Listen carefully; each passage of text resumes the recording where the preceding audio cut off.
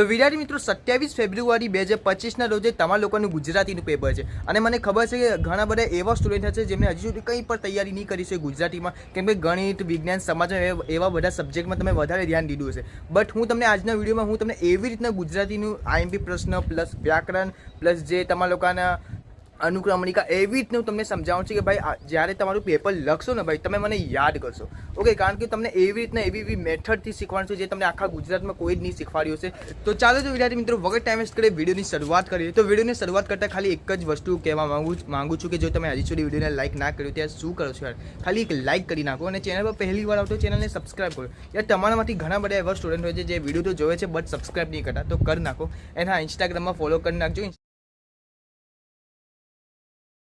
વિદ્યાર્થી મિત્રો આજના વિડીયોમાં હું તમને લોકોને ધોરણ 10 ગુજરાતી વિષયમાંથી મોસ્ટ આઈએમપી પ્રશ્ન આપવાનો છું જે 100% તમારા લોકોને એક્ઝામમાં જોવા મળવાના છે. ઓકે, તો વિડીયોને એન્ડ સુધી જોતા રહેજો ને વિડીયોને બિલકુલ સ્કીપ ના કરતા. વિડીયોના વચ્ચે હું મેન ટોપિક પર વાત કરવાનો છું. જો તમે આટલું કરશો તમારા લોકોને એક્ઝામમાં ખરેખર સારા માર્ક્સ આવવાના છે.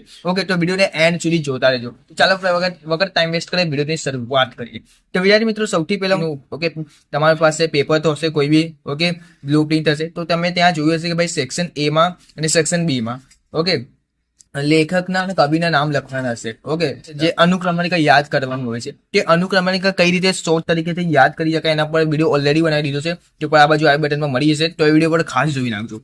ઓકે, તો આપણે સેક્શન એ થી શરૂઆત કરીએ. તેમાં ક્વેશ્ચન નંબર 11, 12, 13 ઓકે, જેમાં 3-4 વાક્યમાં તમારા લોકોને પ્રશ્ન પૂછશે. એના હું તમને લોકોને પ્રશ્ન આપવાનો છું. ઓકે, ખાલી 10 કે 12 જેવા પ્રશ્ન હશે અને જો એટલા પ્રશ્ન કરશો તો 100% તમારા લોકોને એક્ઝામમાં આમાંથી જોવા મળવાના છે. તો ચાલો વગર ટાઈમ વેસ્ટ કરી વિડીયોની શરૂઆત કરીએ. ઓકે, તો સેક્શન એ માં સૌથી પહેલો પ્રશ્ન એ છે કે લેખક છત્રી ખોવાઈ ન જાય એ માટે કઈ સલાહ અમલમાં મૂકી હતી. તો વિદ્યાર્થી મિત્રો અહીંયા મેં આના પર સ્ટાર કર્યો છે કારણ કે આ જે પ્રશ્ન છે બોર્ડ એક્ઝામમાં વારી ઘડી પૂછાયેલો છે, તો ડેફિનેટલી તમારા લોકો સેકન્ડ એક્ઝામમાં પણ પૂછાઈ શકે છે. ઓકે, અને સેકન્ડ એક્ઝામમાં ના પૂછાય તો બની શકે તમારા લોકોને બોર્ડ એક્ઝામમાં પૂછાય જાય, તો આ પ્રશ્ન તો ખાસ કરજો. બીજો પ્રશ્ન એ છે કે વિરાટભાઈએ મનીષા અને નરેનની સગાઈની ના કેમ પાડી. ઓકે, તો આ પણ મોસ્ટ આઈએમપી પ્રશ્ન છે. ત્રીજો પ્રશ્ન એ છે કે બેટા ચાલ બહુ મોડું થઈ ગયું, વિનુ કાકા આ વાક્ય ગૂંઠાટ સમજાવો. ઓકે, આ પણ મોસ્ટ આઈએમપી છે, બોર્ડ એક્ઝામમાં પૂછાયેલો છે, તો આ પ્રશ્ન તો ખાસ કરજો. પછી ચોથું જોઈએ કે લેખક ગુણવંત શાહના મતે ડોક્ટર પાસે ક્યારે જવું જોઈએ. ઓકે, પછી પાંચું જોઈએ લેખક માલિકને શરીર કરેલા ક્રૂર કટાક્ષ શાને કહે છે. ઓકે, પછી આપણે છઠ્ઠું જોઈએ ડાંગરના આદિવાસી ઉજવવાની રીતે લેખક કેવી લાગે છે.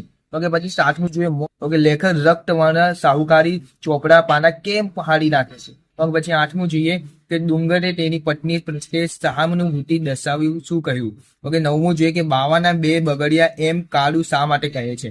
પછી 10મું જોઈએ કે છાસ અને ઘીના દ્રાક્ષથી શ્રીમદ રાજચંદ્ર આપ્યું. ઓકે, પછી આપણે 11મું જોઈએ કે શ્રીમદ જીવજ્ઞા અને કરુણા કયો પ્રસંગમાંથી પ્રકટ થયો છે.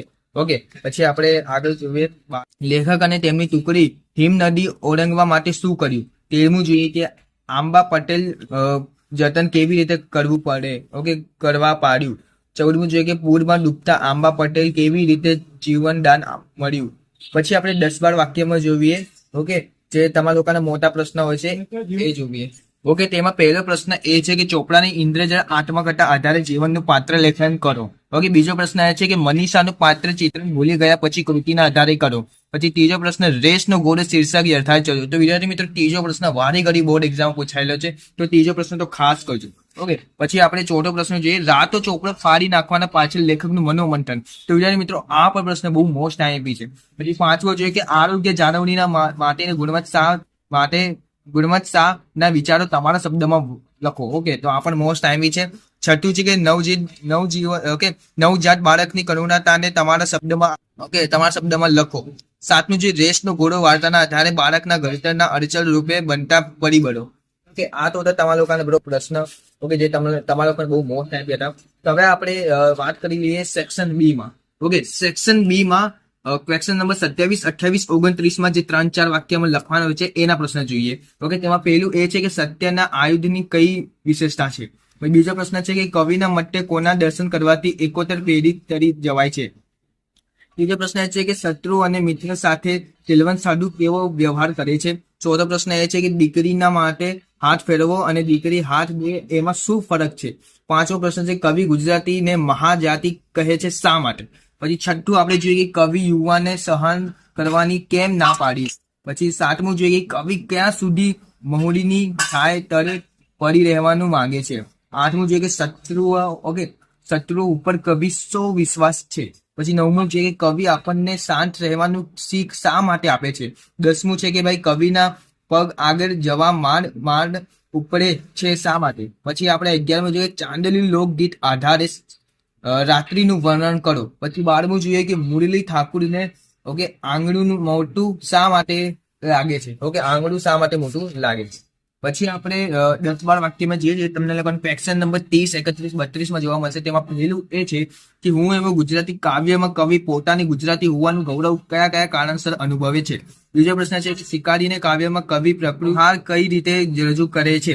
ત્રીજો પ્રશ્ન કે માધવને મેળવવા માટે સૂરની તીવ્ર ઉત્કંઠ તમારા શબ્દમાં વર્ણવો. ચોથું જે મોસ્ટ ટાઈમ પ્રશ્ન છે કે નરસિંહ મહેતા વૈષ્ણવજનના કયા કયા લક્ષણો જણાવે છે. તો વિદ્યાર્થી મિત્રો આ જે પ્રશ્ન છે બોર્ડ એક્ઝામમાં વારી ઘડી પૂછાયેલો છે, તો આ પ્રશ્ન પણ ખાસ કરી નાખજો. 5મો પ્રશ્ન એ છે કે સિલવંત સાધુ તમે કોને કહેશો. સિલવંત સાધુની ભજન આધારે જણાવો. 6થો પ્રશ્ન એ છે કે દિવસો જુદાઈ ના જાય છે ગઝલમાં ઘનીની મનઃસ્થિતિ વર્ણવો. પછી 7મો પ્રશ્ન એ છે કે એક બપોરે કાવ્યનો મધ્યવર્તી વિચાર સ્પષ્ટ કરો. 8મો પ્રશ્ન છે કે શિકારીને કાવ્યનો ભાવાર્થ સમજાવો. અને 9મો પ્રશ્ન છેલ્લો પ્રશ્ન કે બોલીએ ના કાંઈ કાવ્યમાં કવિ માણસના જીવન બોધ આવે છે. તો વિદ્યાર્થી મિત્રો આ જે પ્રશ્ન છે તમે આઈએમપી કરજો ને કરજો. બીજી વાત, એક વાક્યના જે પ્રશ્નને જે આઈએમપી છે હું આપતો નથી, કેમ કે સ્વાધ્યાયના દરેક ચેપ્ટરના કરવાના છે. જો તમને સારા માર્ક્સ મેળવવા હોય તો દરેક સ્વાધ્યાયના પાછળ એક વાક્યનો પ્રશ્ન છે તો ખાસ કરી નાખજો, કારણ કે એ જ પ્રશ્ન તમારા લોકોને એમસીક્યુ પણ બની શકે અને પ્લસ ખાલી જગ્યા પણ બની જશે. તો ચાલો તો વિદ્યાર્થી મિત્રો તમને લોકોને ખબર હશે કે તમારા લોકોને પેપરમાં વિભાગ સીમાં વ્યાકરણ આવે છે, તો એ વ્યાકરણમાં કઈ રીતે તમે લોકો યાદ કરી શકો સમાસ, ધ્વનિ બધા, તો એના પર ઓલરેડી મેં શોર્ટ ટ્રીક વિડીયો બનાવ્યું છે, તો એ વિડીયોની તરફ લઈ જાઉં. પ્લસ આ વિડીયોમાં મેં કલાલ સરની હેલ્પ લીધી છે, તો આ વિડીયોનો થોડો ક્રેડિટ કલાલ સરને પર જાય છે. તો ચાલો આપણે વિડીયોની શરૂઆત કરીએ. તો આપણે અત્યારે શોર્ટકટ શીખીશું સંધિની, સમાસની, કર્તરી કર્મણીની, છંદની, એ છંદ ઓળખવાનું, પ્રેરક વાક્ય બનાવવાના, પછી ક્રિયા વિશેષણ, વિશેષણ અને સંજ્ઞા, પછી પ્રત્યય, અલંકાર, આ બધાના શોર્ટકટ શીખવા જઈ રહ્યા છીએ. તો ચલો શરૂ કરીએ. ચલો તો દરેકની આપણે શોર્ટકટ એટલે કે શોર્ટ ટ્રીક જે આવે છે એ શીખીશું. બરાબર, આપણી જોડે ટોટલ 10 વસ્તુઓ છે, 10 માર્ક્સ જે છે જે આપણે અલગ રીતે મેળવવાના હોય છે. તો આપણે એના માટેની મહેનત શરૂ કરી દઈએ. શોર્ટકટ ટ્રીક, બરાબર, ગુજરાતી વ્યાકરણ. ચલો શરૂઆત કરીશું. કર્તરી અને કર્મણી અને પ્રેરક વાક્ય જે આવેલા હોય છે કે ભાઈ આ બંનેનું જોડકું આપેલું હોય છે અને તમારે વાક્ય ઓળખવાનું હોય છે અને આનું વાક્ય તમારે બનાવવાનું હોય છે. બરાબર, આ વાક્ય આપણે બનાવવાનું હોય છે. તો આ બંનેમાં આપણે વાક્ય ઓળખવાના હોય છે. ધારો કે ભાઈ તમે કઈ રીતે ઓળખશો કે વાક્ય કર્તરી છે કે કર્મણી છે. તો ક્રિયા કોણ કરે છે, તમારે સવાલ શું પૂછવાનો, ક્રિયા કોણ કરે એને કહેવાય કર્તા, એટલે કર્તરી રચના. એમ કર્તા જે હોય એટલે ક્રિયા કોણ કરે. તો કે મીનુએ ચોપડી ફાડી, તો સવાલ પૂછાય કે ભાઈ કોણે ચોપડી ફાડી, તો કે મીનુએ ચોપડી ફાડી. તો આ જે પહેલું વાક્ય છે એ શું છે, કર્તરી રચના છે. શું છે, કર્તરી રચના. બરાબર, પછી એટલે કે ભાઈ અહીંયા તમને ખબર પડી જાય કે ભાઈ પ્રશ્ન આપણે આ પ્રકારનો પ્રશ્ન કોણ, એવો સવાલ તમારે પૂછવો પડે કે આ કામ કોણે કર્યું, એવું તમે અંદર પૂછો એટલે તરત તમને ખબર પડી જાય કે આ જવાબ આવે. કેમ કે એની અંદર શું હોય, ઈરાદો હોય જ છે. એમ કર્તા મુખ્ય હોય એટલે કર્તરી વાક્ય કહેવાય. હવે ધારો કે બીજું એક વાક્ય છે કે મારાથી ગીત ગવાય છે. બરાબર, મારાથી ગીત ગવાય છે. તો અહીંયા શું લખેલું આવે, થી લખેલું આવે છે અને આના ઉપર ભાર મૂકે છે આ લોકો. શેના ઉપર, કર્મ ઉપર ભાર મૂકતા હોય એને કહેવાય કર્મણી. એમ મારાથી શું થઈ રહ્યું છે, તો કે મારાથી ગીત ગવાઈ રહ્યું છે. બરાબર, હું ગીત નથી ગાતો. જો હું ગીત ગાતો હોઉં તો સવાલ કેવો આવે કે ભાઈ કોણ ગીત ગાય છે, પણ અહીંયા શું છે, મારાથી ગીત ગવાય છે. તો આપણાથી શું થઈ રહ્યું છે, ગીત ગવાઈ રહ્યું છે.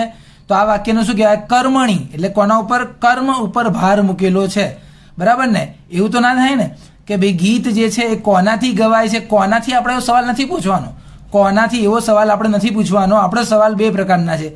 એક છે કોણ, એટલે કે આ ક્રિયા કોણે કરી, તો કર્તા.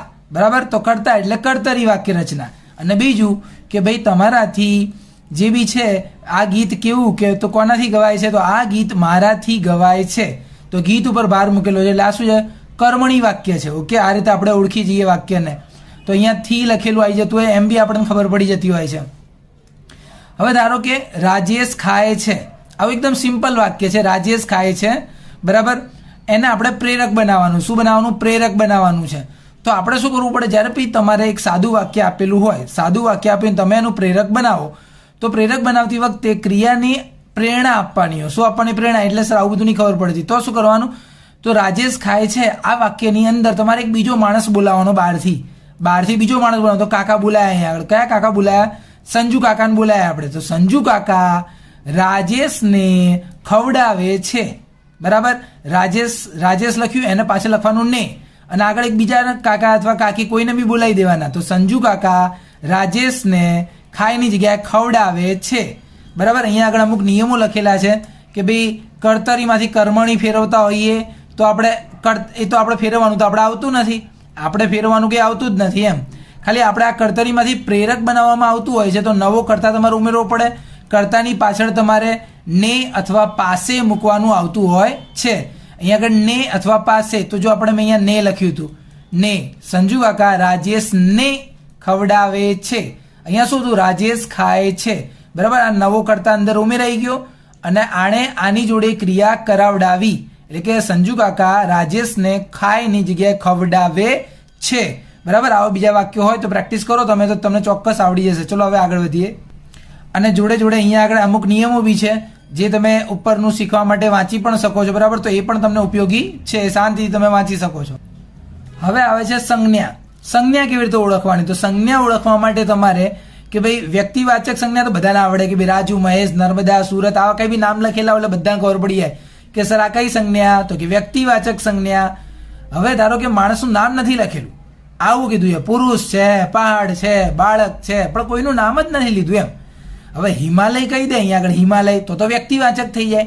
અહીંયા માણસનું નામ રાજુ લખી નાખે તો વ્યક્તિ થઈ જાય, પણ અહીંયા કહે ખાલી પુરુષ, પહાડ, બાળક, ખાલી આવું કહેતો આને તો જાતિ કહેવાય. શું કહેવાય? જાતિ કહેવાય. એટલે જાતિવાચક સંજ્ઞા હોય તો આવી રીતે તમે એને ઓળખી શકો છો. પછી આવે છે સમૂહવાચક સંજ્ઞા. કેવી? સમૂહવાચક. સમૂહ એટલે કે ટોળું હોય. શું હોય? ટોળું. એટલે ટોળાનો મતલબ શું કહેવાય? માણસો, ઘણા બધા માણસ ભેગા થાય. તમે શું કહો કે સર ટોળું ભેગું થયું? તમે એવું થોડું કહો કે સર ઘણા બધા માણસો ભેગા થયા છે. આટલું બધું કોણ બોલે?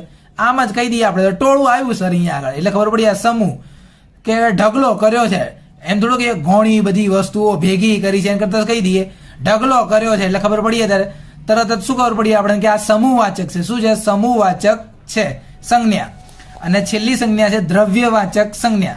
તો દ્રવ્યવાચકમાં કેવું આવતું હોય છે? પાણી, ચોખા, દૂધ, એટલે જેમાંથી બીજી વસ્તુ બને, બરાબર. પાણી નાખીને બીજી વસ્તુ બને, ચોખામાંથી બીજી વસ્તુ બને, દૂધમાંથી બીજી વસ્તુ બને, અથવા તે વસ્તુને ગણી ના શકાતી હોય, બરાબર. આ તો દ્રવ્ય તો બધાને આવડતું હોય. ભાવવાચક કોને કહેવાય? જોઈ ના શકાય ને અડી ના શકાય. ગરમી, ઠંડી, ભૂખ, આ શું કહેવાય? ગરમી ના અડી શકે, ઠંડી ના અડી શકે, આ લાગે બધું એમ. જોઈ નથી શકાતું, અડી નથી શકાતું, બરાબર. આ ભૂખ પણ એવું જ છે. તો આને આ ભાવ કહેવાય તમારા, કે ગરમી લાગે છે લ્યા, એ બહુ ઠંડી લાગી લ્યા, બહુ ભૂખ લાગી છે, આ ભાવ છે તમારો. ક્રિયાવાચક તો ક્રિયા એટલે ક્રિયાપદ, બોલવું, ખાવું, પીવું, રમવું, દોડવું, એટલે ક્રિયાવાચક, બરાબર. સાવ સહેલું હતું, બરાબર. વ્યક્તિવાચક, જાતિવાચક, સમૂહવાચક, દ્રવ્યવાચક, ભાવવાચક ને ક્રિયાવાચક. હવે આગળ વધીએ. ચલો હવે એના પછી આવે વિશેષણ. એની શોર્ટકટ ટ્રીક શું છે? તો વિશેષણને યાદ રાખવા માટે, વિશેષણ મતલબ શું થાય? વિશેષતા દર્શાવતો શબ્દ. વિશેષણ એટલે શું? વિશેષતા દર્શાવે. ધારો કે ઉદાહરણ તરીકે રોહિત વિદ્યાર્થી છે, બરાબર, સામાન્ય વિદ્યાર્થી. પણ હું આવું લખું રોહિત આળસુ વિદ્યાર્થી છે. આ શું હતું? રોહિત વિદ્યાર્થી છે. અહીંયા શું લખ્યું? રોહિત આળસુ વિદ્યાર્થી છે. રમેશ વિદ્યાર્થી છે, રમેશ હોશિયાર વિદ્યાર્થી છે. તો તમે શું કરી નાખ્યું? વિદ્યાર્થીની અંદર એની વિશેષતા દર્શાવી કે આ કેવો વિદ્યાર્થી? આળસુ, હોશિયાર. એટલે તમે એનો ગુણ દર્શાવો, એટલે વિશેષતા દર્શાવી છે. તો ચલો વિશેષણની અંદર તમારે ઓળખવાનું હોય છે, વાક્ય લખેલું હોય છે કે ભાઈ એની અંદર કયું વિશેષણ છે. તો અહીંયા છે આપણી જોડે પહેલું શીખીશું આપણે ગુણવાચક. તો ગુણવાચક હોય ને તો તમારે કયો સવાલ પૂછવાનો? તમારા વાક્યની અંદરથી આવો સવાલ પૂછવાનો, કેવું, કેવી, આવો સવાલ પૂછવાનો. એ નાજુક કન્યાનું નામ રાધા હતું. તો કે કેવી કન્યાનું નામ રાધા હતું? કેવી કન્યા, એમ કેવી કન્યા. તો કે નાજુક કન્યા, બરાબર. નાજુક શું કહેવાય? ગુણવાચક. શું કહેવાય? ગુણ. એટલે કોઈ પણ વસ્તુનો આકાર આપેલો હોય, કદ આપેલું હોય, રંગ આપેલું હોય, ગુણ આપેલું હોય, કાર્ય આપેલું હોય, એમાં વધારો થતો હોય. શું થતો હોય? વધારો થતો હોય, બરાબર. તો એવા શબ્દોને ગુણ કહેવાય. તમારે શું કહેવાય? ગુણ. કે ભાઈ કેવું છે? તો કે હોશિયાર છે. આ કેવું બાળક છે? આ ડભોળ બાળક છે. આ હોશિયાર બાળક છે એમ. બરાબર. પછી સંખ્યાવાચક. સંખ્યાવાચકમાં તો બધાને ખબર પડી, આવી રીતે લખેલું આ 15, 16, 17 એટલે બે શબ્દ એક સાથે જ લખ્યા હોય, 1, 2 ત્રીજે દાડે ને ચોથે દાડે એમ બે શબ્દ એક હંગાત લખ્યા હોય ને, બે શબ્દ એક હંગાત, એટલે સમજી જઈએ એનું શું કહેવાય? સંખ્યાવાચક જ કહેવાય. બીજું છે પરિમાણવાચક. શું છે પરિમાણ? પરિમાણ એટલે શું કહેવાય? માપ દર્શાવવા માટે. પરિમાણ શેના માટે હોય? માપ દર્શાવવા. જે વસ્તુ તમે ગણી ના શકો ને, કેવી રીતે? મારા હાથમાં થોડા પેપર હતા, એટલે પણ કેટલા પેપર હતા લ્યા? એટલે થોડા હતા લ્યા. એટલે તમે એને ગણી નથી શકતા, ખાલી તમે એમ કહો થોડા હતા એમ. એટલે થોડા શું કહેવાય? પરિણામ. કારણ કે તમે જો કહી દેશો ને તો સંખ્યા કહેવાય જાય. પણ જો તમે આવી રીતે મારી પાસે એક્ઝેક્ટ 50 બોલી જાઓ ને તો સંખ્યા. પણ 50 ની આગળ જો તમે આવું બોલી ગયા, લગભગ 50 રૂપિયા મારી પાસે હતા, ખાલી 50 બોલશો તો સંખ્યાવાચક કહેવાય. પણ તમે એમ કહી દો મારી પાસે લગભગ 50 રૂપિયા હતા, લગભગ 50 કરતા ઓછા હતા એમ, એવું તમે કંઈ કહી દો એટલે તરત શું છે? પરિમાણવાચક થઈ જાય. શું છે? પરિમાણ એટલે માપ દર્શાવ્યું છે, બધું અંદાજિત એમ. આ થોડા અંદાજિત કહેવાય, લગભગ અંદાજિત કહેવાય. બરાબર. એટલે પરિમાણવાચક. સંબંધ. સંબંધ બે પદ વચ્ચેનો સંબંધ. સંબંધની અંદર આવું હોય જ, ના, ની, નું, નો, ના, આવું લખેલું જ હોય કે ભાઈ તેણે ઉલટીની દવા. શેની દવા ભાઈ? ઉલટીની દવા એમ. બરાબર છે. ભાઈ આ ઉલટી અને દવા બંનેની વચ્ચે શું છે? સંબંધ છે. શું છે? સંબંધ. બે શબ્દની વચ્ચે સંબંધ દર્શાવવા માટે ના, ની, નું, નો, ના આ શબ્દ આપેલા એટલે ખબર પડી આ સંબંધવાચક છે. એટલે ભાઈ આપણે તમે લખી શકો, તમારા પરીક્ષામાં કહેવાનું હોય છે, શબ્દ કહેવાનો અને પછી કહેવાનું કે ભાઈ એ કયું વિશેષણ જેવું કહેવાનું હોય છે. પછી આ નહીં આવતું હતું, આ તો ખાલી લખ્યું છે અહીંયા આગળ, સાર્વનામિક વિશેષણ આવતું હતું નથી કે ભાઈ આ સંજ્ઞા હોય એના અંદર એ સંજ્ઞા વિશે માહિતી આપેલી હોય છે. પણ આપણે આ નહીં આવતું હતું, આપણે આ 4 જ આવતા હોય છે. બરાબર. ગુણ દર્શાવે. ગુણ કે ભાઈ કેવો હતો? હોશિયાર હતો, ડભોળ હતો, કેવો હતો એમ, મોટો હતો, નાનો હતો, લાલ હતો, ભૂરો હતો, ગુણ તમારા. સંખ્યા 15 હતા, 16 હતા, 1 કે 2 ત્રીજે કે ચોથે એવું કંઈ કહેતા એટલે સંખ્યા. પછી માપ, થોડા પેપર એમ, થોડા પેપર, લગભગ 50 રૂપિયા એટલે પરિમાણ. શું કહેવાય? પરિમાણ. સંબંધ. આવી તો બે શબ્દની વચ્ચે આનાથી સંબંધ. ઓકે, ચલો આગળ વધીએ. હવે આવે છે ક્રિયા વિશેષણ. શું આવે છે? ક્રિયા વિશેષણ. ક્રિયાના અર્થમાં વધારો એટલે ખાવું, પીવું, રમવું, દોડવું એ બધું હોય ને, એ બધી ક્રિયાના અર્થમાં વધારો અને ક્રિયા વિશેષણ કહેવાય. પણ થોડું અલગ જ છે. ચલો પહેલું ક્રિયા વિશેષણ કયું? સ્થળવાચક. આવી રીતે વાક્ય આપેલું છે, પરીક્ષામાં વાક્ય આપેલું જ હોય છે, તમારે ખાલી વિચારવાનું કે આની અંદરથી ક્રિયા વિશેષણ શબ્દ કયો? તો પહેલો સવાલ તમારે પૂછવાનો ક્યાં. શું પૂછવાનો? ક્યાં. કે ભાઈ ગાડી ત્યાં ઊભી છે, તો કે ભાઈ ક્યાં ઊભી છે? તો કે લ્યા ત્યાં ઊભી છે લ્યા. તો ત્યાં શું કહેવાય? ત્યાં જે છે ને એ છે સ્થળવાચક ક્રિયા વિશેષણ. બરાબર. એટલે આપણો જવાબ આવશે ત્યાં, અને જવાબ બીજો શું આવશે? સ્થળવાચક. બીજો સવાલ, ભાઈ રાજેશે આસપાસ જોયું, તો ભાઈ ક્યાં જોયું? તો કે આસપાસ જોયું. ક્યાં જોયું? આસપાસ જોયું. એટલે એક તો આસપાસ જવાબ છે અને બીજું એ સ્થળવાચક છે. એટલે તમારા વાક્યની અંદર 3 પ્રકારના સવાલ છે. એક તો ક્યાં વાળો સવાલ પૂછો, જો એ ક્યાં વાળા સવાલનો જવાબ અંદરથી તમને મળે છે તો સ્થળવાચક કહેવાય. પછી બીજો સવાલ તમે ક્યારે વાળો પૂછો, ભાઈ તું ક્યારે આવ્યો? તો કે હું હમણાં આવ્યો. લે હમણાં. તું ક્યારે પાછો જવાનો છે? હું તો રાજેશ કે તરત પાછો જવાનો છે. કે ક્યારે ક્યારે આવે ને તો સમયવાચક. પછી કહેવાય તું કેવી રીતે રોવે છે? તો કે હું તો ચૂપચાપ રોઉં, કોઈને ખબર ના પડવા દઉં એમ, ચૂપચાપ. કેવી રીતે? આવો સવાલ પૂછો અને આવો જવાબ અંદર લખેલો એટલે રીતિવાચક. શું કહેવાય? રીતિવાચક. પક્ષી ઉડ્યા, કેવી રીતે ઉડ્યા? તો ફડ ફડ ઉડ્યા કે પક્ષીઓ કે, તો એને શું કહેવાય? રીતિવાચક. આવો સવાલ પૂછો, આનો જવાબ મળે તો રીતિવાચક. પછી માપ આવે, કેટલું હસ્યો, કેટલું રડ્યો? તો કે ઘણું હસ્યો ને ખૂબ રડ્યો કે. બરાબર ને. કેટલું ને કેટલું શબ્દનો જવાબ આવે તો પરિમાણવાચક. કેવી રીતે સવાલનો જવાબ હોય તો રીતિવાચક. ક્યારે સવાલનો જવાબ હોય તો સમયવાચક. કયા ક્યાં તો કે છે સ્થળવાચક. ચલો હવે આગળ વધીએ. હવે આપણે પૂર્વ પ્રત્યય અને પર પ્રત્યય. ચલો પહેલા પૂર્વ પ્રત્યય. મુખ્ય શબ્દની આગળ પ્રત્યય લાગે છે. ધારો કે અફળ આવો શબ્દ છે, તો જો ફળ શબ્દની આગળ અ લાગ્યું એટલે આને શું કહેવાય? પૂર્વ પ્રત્યય. બરાબર. મુખ્ય શબ્દની આગળ પ્રત્યય લાગેલો છે. ધારો કે પ્રભાવ, તો ભાવની આગળ પ્ર લાગેલો છે. જો પછી કુસંપ, તો જો કુસંપની અંદર સંપ અલગ છે, કુ શબ્દ લાગ્યો છે આગળ. પછી સુપુત્ર, તો એમાં જો પુત્રની આગળ શું લાગેલું છે એટલે આને શું કહેવાય? પૂર્વ પ્રત્યય. શું કહેવાય? આને પૂર્વ પ્રત્યય. હવે આવે છે પર પ્રત્યય. બીજું શું આવે છે? પર પ્રત્યય. તો પર પ્રત્યયની અંદર શું થાય? મુખ્ય શબ્દની પાછળ. કયા? મુખ્ય શબ્દની પાછળ.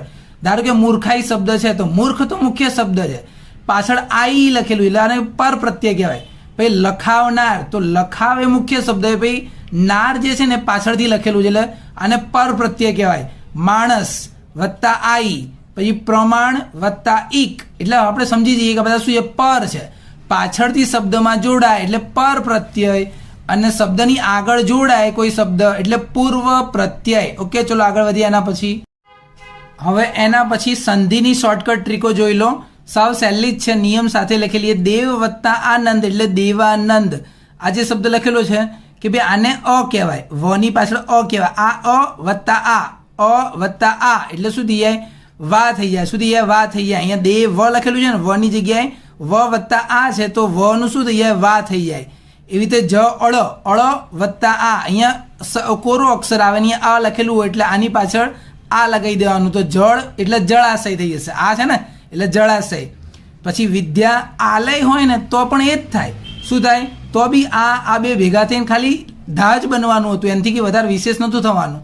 બરાબર, આ પહેલો નિયમ છે. એવી રીતે ઈ અને ઈ, ધારો કે પરી અને પાછું ઈ લખેલું આવ્યું છે તો આજે પાછળથી આજે રસવઈ આવે ને, રસવઈ આવતી હોય ને તો હંમેશા દીર્ઘઈ બની જાય. શું બની જાય? દીર્ઘઈ બની જતી હોય છે. એટલે પ રી તો રહેશે જ અને ક્ષા, પણ રસવઈનું શું થઈ જાય? દીર્ઘઈ થઈ જાય. ધારો કે ર જ ની અને ઈ સ, બરાબર, તો આનું કશું નહીં થવાનું, આ તો પહેલેથી દીર્ઘઈ જ છે. તો આપણે ર જ ની સ, જો એનું એ જોઈ જોઈને લખ્યું છે. બરાબર. પછી ધારો કે ઉ અને ઉ એવું આપેલું હોય તો એનો કયો ઉ બનતો હોય છે? તો આ જુઓ, ભાનુ વત્તા ઉદય. તો શું કર્યું? જો આ બાજુમાં કરેલું છે ને, આ બાજુમાં હોય તો તરત જ એનું ઊંધું થઈ જાય. જો આ બાજુમાં આવતું રહ્યું, જો ભાનુદય. એટલે આ ઉનો ઉપયોગ શું થયો કે આજે આપણે આ બાજુ રસ વહુ કહું ને તો એ આ બાજુમાં થઈ જાય છે. બરાબર. સેમ ટુ સેમ આ ગુરુ જે છે, આમાં રૂ જે છે, રૂ આ બાજુમાં તો એ રૂ જો આ બાજુમાં થઈ ગયો છે. બરાબર.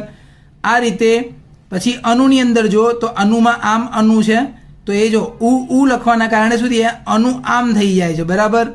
એટલે આ ઉ આવે ને ત્યારે એની આગળનો અક્ષર જે આમ હોય છે એ આમ થઈ જતો હોય છે. ચલો એના પછી ઈ લખેલો હોય. શું લખેલો? ઈ. કલ્પ વત્તા ઈ જે લખેલું હોય ને, ઈ એટલે શું બને? માત્ર બને. શું બને? માત્ર. કલ્પ પ એટલે પે થઈ જશે. ઈના કારણે આ પ શું બનશે? પે બની જશે. પછી અહીંયા આગળ આ ઈના કારણે આ ર છે રે બની જશે. શું? રે. બરાબર. એવી રીતે અ અને આ ભેગા કરો તમે તો એમાંથી ઉ, અ અને આ, એટલે આ બંનેમાંથી કોઈ બી એક અક્ષર હોય અને આ બંનેમાંથી કોઈ એક અક્ષર જોડે ભેગું થતું હોય તો ઓ બનતો હોય. એટલે ઉદાહરણ તરીકે કેવી રીતે? તો સૂર્ય. બરાબર. અહીંયા અ છે અને અહીંયા ઉ છે, અ અને ઉ, તો આ જે ઉ આવે છે એનાથી શું થાય છે? યો થઈ જશે. સૂર્યો. આ યો ઓ લાગે ને, ઓ એટલે એ કાનું માત્ર, આ આગળવાળાને કાનું માત્ર લાગી જશે આના કારણે એમ. એટલે સૂર્યોદય. પછી નવ ઉઢા, તો વ છે ને, વ ને કાનું માત્ર લગાવી દો તો નવોઢા. બરાબર. આવી રીતે આવશે અહીંયા આગળ. એવી રીતે આ ઘણા બધા શબ્દ છે એ બી જોઈ લેવાના તમારે. હવે જેને ફૂલ પ્રેક્ટિસ કરવી હોય એની સામે આ પણ અક્ષરો છે, બધા શોર્ટકટ રીત સ્વરૂપે છે. સારા અક્ષરે ચોપડાની અંદર લખી અને બધા એક વાર વાંચી લેવાના એટલે આપણે શું બધું પાક્કું યાદ રહી જાય. ચલો હવે આગળ વધીએ. હવે આપણે પહોંચ્યા છીએ સમાસ. આપણે પહોંચી ગયા છીએ સમાસ. સમાસની અંદર પહેલું છે દ્વંદ્વ સમાસ. આ તો બધાને આવડતું હોય છે. દ્વંદ્વ સમાસની અંદર બે નામ લખેલા હોય, માતા પિતા, લાભાલાભ એટલે લાભ અને ગેરલાભ કહેવાય, રામ લક્ષ્મણ, વારે વારે, આજકલ, 3 4. દ્વંદ્વ સમાસ બધાને આવડતો જ હોય છે કે ભાઈ જોડકા શબ્દ હોય, બધા શબ્દને અનેથી જોડી શકો તમે. માતા અને પિતા, માં અને દીકરી, બધા શબ્દને અનેથી જોડેલા હોય. અથવા કે હોય લાભ કે ગેરલાભ એમ, એટલે કે લાભાલાભ એમ, એનાથી આ વાક્ય છૂટું થતું હોય છે. એટલે આપણને ખબર પડી જાય કે ભાઈ આ વાક્ય આવું જ છે એમ. આપણે ત્યાં આગળથી પૂરેપૂરી ખબર પડી જાય આપણને. એના પછી બીજું આવે છે તત્પુરુષ સમાસ. તત્પુરુષને આપણે કેવી રીતે યાદ રાખીશું? તો તત્પુરુષ જે હોય છે એ છૂટું પાડીએ ને, તત્પુરુષની અંદર જે બી શબ્દ હોય ને તમે છૂટું પાડો ને તો નો, ની, નું, ના આવો શબ્દ આવતો હોય છે. એટલે કે થી અને વડે. એટલે કે ધારો કે ઉદાહરણ તરીકે આપણી જોડે છે ઈશ્વર નિર્મિત. બરાબર. આવો શબ્દ છે તો આને છૂટું પાડો તમે તો શું આવે? ઈશ્વર એક અલગ શબ્દ, નિર્મિત અલગ શબ્દ. ઈશ્વર થી નિર્મિત. બરાબર ને, અહીંયા થી લગાવવો પડે તમારે થી. અથવા આના વડે ઇન્દ્ર ની ઝાડ, જો વચ્ચે નહીં આવી ગયો ને, ઇન્દ્ર ની ઝાડ, પ્રભુનું ભજન, હૃદયનો રોગ, એટલે નો ની નું ના આવો શબ્દ વચ્ચે આવતો હોય, જોડાતો હોય તો શું કહેવાય? તત્પુરુષ કહેવાય. શું કહેવાય? તત્પુરુષ. પછી મધ્યમ પદલોપી, મધ્યમ એટલે વચ્ચે, મધ્યમ એટલે શું કહેવાય? વચ્ચેનું પદ ગાયબ થયેલું છે. ધારો કે વર્તમાન પત્ર, તો વર્તમાન આપનાર પત્ર એટલે વર્તમાન પત્ર. અગરબત્તી, તો કે અગરમાંથી બનાવેલી બત્તી. પછી મચ્છરદાની, તો મચ્છરથી બચવા માટેની દાની એટલે મચ્છરદાની. બરાબર? એટલે વચ્ચે બહુ મોટો શબ્દ છે એમ. આના જેવું નહીં. આમાં તો કેવું હતું, ખાલી નો ની નું ના જોડી કાઢો એટલે તત્પુરુષ બની જતો હતો. પણ આની અંદર તો આપનાર ને બનનાર ને બચાવનાર ને આવા મોટા શબ્દ જોડવા પડે છે, ત્યારે જઈને આવા શબ્દ બનતા હોય છે. બીજા બે શબ્દ પણ છે. એવી રીતે આવે છે ઉપપદ. શું આવે છે? ઉપપદ. તો ઉપપદ જે છે, જે શબ્દ તમે છૂટું પાડો ને છેલ્લે તમારો નાર, નારી, નારું આવું શબ્દ આવે. ધારો કે મનોહર, તો શું કહેવાય? જો હર આવી ગયું ને લખેલું, આપણે નાર, નારી, નારું. મનોહર તો મનને હરી લેનાર, મનને હરી લેનાર શું કહેવાય? મનોહર. પગરખા, પગમાં પહેરનાર. માનવભક્ષી, શોષણખોર, મૂર્ખાઈ ભરું, આ બધા શબ્દો શેના છે? ઉપપદના છે. શેના?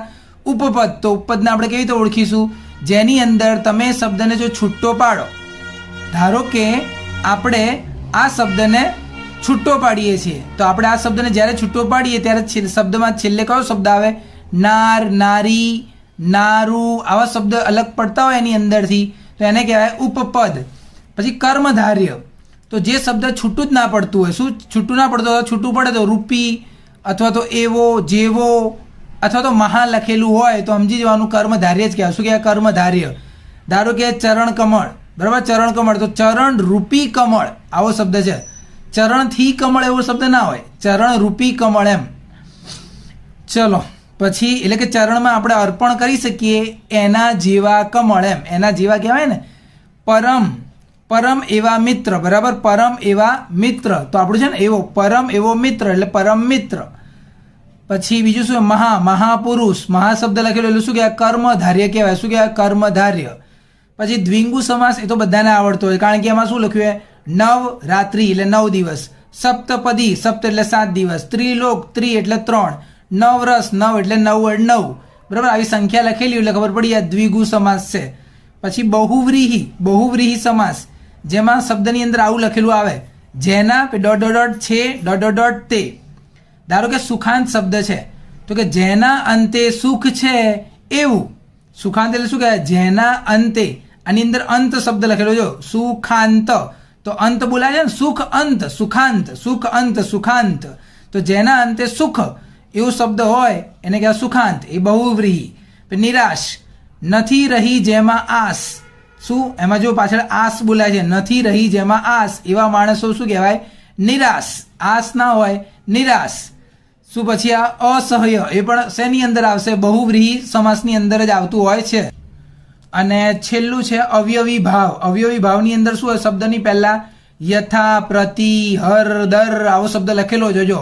હર રોજ, હર શબ્દ લખેલો આવી ગયો ને અહીંયા આગળ.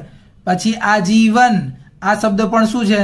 આની અંદર જ છે, અવયવી ભાવની અંદર જ આવતો હોય છે. બરાબર? તો યથા, પ્રતિ, પ્રત્યેક નહીં કહેતા આપણે, પ્રત્યેક, તો એ પ્રતિ જે છે. પછી એ હર છે, દરરોજ, દરરોજ જેવી રીતે હરરોજ એવી રીતે દરરોજ. હર, દર, પ્રતિ, યથા આ શબ્દ લખેલા હોય શરૂઆતમાં, તો સમજી જવાનું કે અવયવી ભાવ છે. તો આપણે આની અંદર શું શીખ્યા કે દ્વંદ તો બધાને આવડે કે ભાઈ બે શબ્દ અલગ અલગ લખેલા હોય, તમને અને અથવા કેથી જોડી શકો છો. તત્પુરુષમાં તમે નો, ની, નું, ના એના વડે જોડો એટલે કાં તો ભાઈ થી વડે જોડાતા વાક્ય જોડાતા હોય. મધ્યમ પદની અંદર વચ્ચે શબ્દ આખો મોટો શબ્દ મૂકવો પડતો હોય છે, ત્યારે આખું વાક્ય બનતું હોય, એમ એના જેવું બને. ઉપપદની અંદર શું હોય? છેલ્લે નાર, નારી, નારું. મનોહર એટલે કે મનને હરનાર, પગમાં પહેરનાર. પછી આ માનવને ભક્ષનાર, શોષણ કરનાર, મૂર્ખાઈ દેખાડનાર, એ રીતે નાર દેખાઈ જાય. કર્મધાર્યની અંદર શું શીખ્યા આપણે? એક તો મહાશબ્દ લખેલો એટલે કર્મધાર્ય જ કહેવાય એવું શીખી ગયા. પછી વાક્યની અંદર આ જેવો, રૂપી એવો શબ્દ અંદર છૂટો પડતો હોય. દ્વિગુ તો બધાને આવડી જાય, કેમ કે અંદર એકડા લખેલા જોવા મળી જતા હોય છે. પછી બહુવ્રીહી માટે થોડું અઘરું છે કે ભાઈ આને તમે આવી રીતે છૂટો પાડો તો ખબર પડે. ચલો એના પછી આપણે આવીએ છીએ છંદની અંદર. શેમાં પહોંચી જઈએ? છંદની અંદર પહોંચી જઈએ છીએ. એમ જોવા જઈએ તો જેને વાંચવા હોય એના માટે તો બહુ બધા ઢગલો નિયમ છે આની અંદર, બરાબર. તો છંદ બે પ્રકારના હોય છે, એક છે અક્ષર મેળ અને બીજું માત્રા મેળ. બંનેની શોર્ટકટ રીતો આપણે જોવા જઈ રહ્યા છીએ, બરાબર. તો ખાલી તમને આની અંદર શું આવડતું હોવું જોઈએ, ખબર? લઘુ અક્ષર ને ગુરુ અક્ષરમાં ખબર પડતી હોવી જોઈએ. આટલું મુખ્ય વસ્તુ છે આ લઘુ અક્ષર ને ગુરુ અક્ષર. લઘુ અક્ષર હંમેશા કેવા હોય, પેલા એકલા એકલા ફરતા હોય ને, એકલા અક્ષરો બધા ફરતા હોય ને, એવા બધા અક્ષરો શું કહેવાય? લઘુ અક્ષર કહેવાય છે. અને ગુરુ અક્ષરમાં શું હોય? કાનો માત્ર દેખાઈ જાય, કાનો માત્ર હોય ને એટલે બધા ગુરુ જ હોય. કાનો માત્રની અંદર બધા ગુરુ આવતા. અને લઘુમાં એક બીજું હોય છે કે ભાઈ હસવઈ હોય, આમ પાછળથી આપણે આ હસવઈ કરીએ ને એ લઘુ અક્ષરની અંદર આવતી હોય છે, બરાબર. ચલો, એ આપણો મુખ્ય નિયમ. એના સિવાય અહીંયા ઉપર લખેલું છે, જેને એમાં ખબર પડે એ પણ વાંચી લેવું જરૂરી છે. ચલો, પહેલું શીખીએ આપણે મંદાક્રાંતા, બરાબર. પરીક્ષાની અંદર તો આપણે લખેલું જ આવશે, ડાયરેક્ટ આવું લખેલું હશે: બેસી ખાટે ફરી વળે બધે મેળીઓ ઓરડામાં આવે ત્યારે દઈ છઈ નવ શંકુ એતરે જે ભર્યું તે. આવી તો મોટું દેત વાક્ય લખેલું આવી જતું હોય છે ઉદાહરણ સ્વરૂપે. આપણે એને ઓળખવાનું હોય છે કે ભાઈ આ મંદાક્રાંતા છે કે નહીં. તો મંદાક્રાંતાની અંદર પહેલી વસ્તુ તો અક્ષર કેટલા હોવા જોઈએ? 17 અક્ષર હોવા જોઈએ. કેટલા અક્ષર હોવા જોઈએ? 17 અક્ષર હોવા જોઈએ. તો જો 1 2 3 4 5 6 7 8 9 10 11 12 13 14 15 16 17 છે. એક લાઈનની અંદર 17, એક જ લાઈનની અંદર 17 અક્ષર હોવા જરૂરી છે. બીજું શું જોઈશું? પહેલા 3 અક્ષર કયા હોવા જોઈએ? ગુરુ હોવા જોઈએ. કયા હોવા જોઈએ? ગુરુ હોવા જોઈએ. પહેલા 3 અક્ષર જો: કાના માત્ર વાળો ગુરુ, કાના માત્ર વાળો ગુરુ, કાના માત્ર વાળો ગુરુ, ગુરુ ગુરુ ગુરુ. થઈ ગયા 3 અક્ષર, એટલે ખબર પડી ગઈ આ શું છે? મંદાક્રાંતા. ચલો બીજું જોઈએ, શિખરણી. બીજું આવે છે શિખરણી. શિખરણીની અંદર આપણું વાક્ય અહીંયા આગળ તૈયાર જ છે. અક્ષર 17 જ આવે છે, એટલે અક્ષર ગણવાથી તો ફાયદો જ નહીં થઈ રહ્યો, બરાબર. તો ખબર કેવી રીતે પડશે સર? આની અંદર શું હતું? 3 અક્ષર શું હતા? ગુરુ જ હતા, બરાબર ને. આની અંદર શું આવવાના છે? લઘુ. પહેલો અક્ષર લઘુ હશે અને બાકીના 2 ગુરુ જ આવશે. તો જોઈ લો, આ પહેલો અક્ષર લઘુ આવી ગયો, લઘુ. કાના માત્રા વગરનો એટલે લઘુ, અને જો કાના માત્રા વાળા એટલે ગુરુ. આ શું છે? લઘુ, કાના માત્રા વગરનો, અને આ બંને ગુરુ, બરાબર. તો પહેલા 3 અક્ષર ઉપરથી જ આપણને તો ખબર પડી ગઈ કે આ શિખરણી જ છે. શું છે? પહેલા તો 17 અક્ષર હોવા જોઈએ. 17 અક્ષર હોય તો જ આપણી જોડે 3-4 ઓપ્શન ખુલી જાય છે કે કાં તો એ મંદાક્રાંતા હશે, કાં તો એ શિખરણી હશે, કાં તો એ પૃથ્વી હશે, કાં તો એ હરિણી હશે. આવા 4 ઓપ્શન ખુલી જાય આપણી જોડે 17 અક્ષર હોય તો. અને 17 અક્ષર હોય પછી તમારે જોવાનું 3 ગુરુ. શું? કાનો માત્ર એટલે ગુરુ, કાનો માત્ર એટલે ગુરુ, કાનો માત્ર એટલે ગુરુ, બરાબર. પહેલા 3 ગુરુ એટલે મંદાક્રાંતા. અહીંયા કાનો માત્ર નથી, બરાબર ને, એટલે આ લઘુ છે. પછી આ કાના માત્ર વાળો, આ બી કાના માત્ર વાળો એટલે ગુરુ ગુરુ. પાછળ દંડો, ઉપર દંડો, ગમે તે દંડો આવી જાય એટલે ગુરુ થઈ જાય સીધું એ, બરાબર. આ લઘુ છે. તો આવી રીતે આવે લઘુ ગુરુ ગુરુ, તો સમજી જવાનું શિખરણી. ચલો આગળ વધીએ આપણે. એના પછી જો હવે આવે છે પૃથ્વી. તો એ પણ શું છે? 17 અક્ષર વાળો જ છે. કેટલા અક્ષર વાળો છે? 17 અક્ષર વાળો જ છે, બરાબર. 17 અક્ષર વાળો જ છે. પરીક્ષાની અંદર આ બંધારણ તમારે અલગથી યાદ રાખવું પડે એવું જરૂરી છે. બંધારણ આપણે અલગથી યાદ રાખવું પડતું હોય છે. ચલો જોઈ લઈએ. તો હવે પૃથ્વી જે છે એની અંદર આપણે કેવી રીતે ખબર પડશે? લઘુ ગુરુ લઘુ. શું આવશે? લઘુ ગુરુ લઘુ. પૃથ્વીની અંદર આવે છે લઘુ ગુરુ લઘુ. તો જો આ પહેલો અક્ષર શું કહેવાય? લઘુ, કાના માત્રા વગરનો જો લઘુ. ગુરુ હંમેશા કાના માત્ર વાળા જ હોય. શું? ગુરુની થોડી વધારે બુદ્ધિ, એટલે કાનો માત્ર હંગાત લઈને જ ફરે ગુરુ. તો જો આ લઘુ છે, આમાં કાનો માત્ર નથી. આ લઘુ, આ ગુરુ એટલે કાના માત્ર વાળા, અને પાછો લઘુ આવી ગયો, બરાબર. તો લઘુ ગુરુ લઘુ એટલે સમજી જવાનું પૃથ્વી. લઘુ ગુરુ લઘુ. જો આને સર આને કેમ તમે લઘુ કહી દીધું? આમ તો લાગે છે, પણ આ બાજુમાં છે. કઈ બાજુ છે? એક આ બાજુમાં કરેલું હોય, અથવા તો પાછળથી આમ હસવાઈ કરેલી હોય. શું? એક આમ કરેલું હોય અને એક આમ કરેલું હોય. આ બંને વસ્તુઓ પણ શેમાં આવે છે? લઘુની અંદર જ આવે. શેમાં આવે? લઘુની અંદર. એક તો લઘુમાં આવા કોરા અક્ષર બી આવે, અને એક આમ કરેલું હોય, અથવા તો આ જે રસવઈ બતાવે છે એવું આવે. બધું લઘુની અંદર આવતું હોય છે. ચલો એના પછી હરિણી. શું આવે છે? હરિણી. તો હરિણીની અંદર 17 અક્ષર, એ તો બધા 17 જ આવી રહ્યા છે. 3 અક્ષર લઘુ. શું આવવાનું? 3 અક્ષર લઘુ. જોઈ લો ભાઈ, લઘુ લઘુ લઘુ. આવી રીતે બી ખબર પડી જાય. આવું લખેલું હોય તરત ખબર પડી જાય લઘુ જ છે. પહેલા 3 અક્ષર જોવાના. મેં આખું મોટું વાક્ય નહીં લખ્યું આપણી સામે. મોટું વાક્ય લખેલું હોય તમારે તો ખાલી પહેલા 3 અક્ષર જોઈ લેવાના. આને ધ્યાન રાખજો, આને બી લઘુ જ કહેવાય, અને આમ કર્યું એને બી લઘુ જ કહેવાય. આ તો કોરામાં લઈ ગયા આપણને, એટલે ફાયદો થઈ ગયો અહીંયા આગળ. હરિણી. હવે આવે છે અનુષ્ટુપ. શું આવે છે? અનુષ્ટુપ આવે છે. એની અંદર ઓહો, એની અંદર 31 અક્ષર છે, એટલે આનો મતલબ 100% 4 ભાગ પડે. કેટલા ભાગ પડતા હશે? 4 ભાગ. એટલા 1 2, વચ્ચે કોમા કરેલું હોય 3 4. આવી રીતે કોમા આપણે ભાગ પાડી દેવાના, એટલે આવી રીતે 4 ભાગ પડી જાય. અનુષ્ટુપની અંદર 4 ભાગ પડી જાય. 31મો અક્ષર, ઓહો, છેલ્લો અક્ષર. છેલ્લો અક્ષર શું હોવો જોઈએ? ગુરુ. છેલ્લો અક્ષર શું હોવો જોઈએ? ગુરુ. એટલે કાના માત્રા વાળો હોય એટલે સમજી જવાનું અનુષ્ટુપ. પછી મનહર. મનહરની અંદર કેટલા આવે? એમાં બી 31 આવે છે. એમાં બી કેટલા આવે? 31. પણ એના ભાગ બે જ પડે ભાઈ. આ એક અને આ બે. બે જ ભાગ પડતા હોય. કેટલા ભાગ પડતા હોય? ખાલી બે જ ભાગ પડતા હોય છે. અથવા તો એક જ લાઈન લખી હોય, એક જ લાઈન વચ્ચે કોમા કરી દીધું હોય, બીજું આવી બીજી લાઈન જ ના હોય. બરાબર. અહીંયા ઘણા બધા હોય ને અહીંયા ઘણા બધા અક્ષર, બધા સરવાળો કરો ટોટલ 31 અક્ષર થઈ જતા હોય. તો 31મો અક્ષર આમાં કયો હોય છે? ગુરુ. આમાં બી 31મો અક્ષર કયો છે? ગુરુ. પણ આમાં બે ભાગ છે. મનહરમાં ખાલી બે જ ભાગ પડે અને છેલ્લો અક્ષર ગુરુ એટલે મનહર. અને 4 ભાગ આવી રીતે પડતા હોય અને છેલ્લો અક્ષર ગુરુ તો અનુષ્ટુપ. પછી જુઓ, આ તો સ્પેશિયલ છે. આ તો સ્પેશિયલ છે. સાદુલ વિક્રિંડિત જે છે એમાં તો 19 અક્ષર કશાયમાં આવતા જ નહીં એટલે આમાં જ આવે. પછી 21 અક્ષર આ કોઈનામાં નહીં આવતા, આમાં જ આવતા હોય છે. સ્ત્રક ધરા છે એની અંદર જ આવે. પછી 12 અક્ષર એ શેમાં આવે? તોટકની અંદર જ આવતા હોય છે. બરાબર.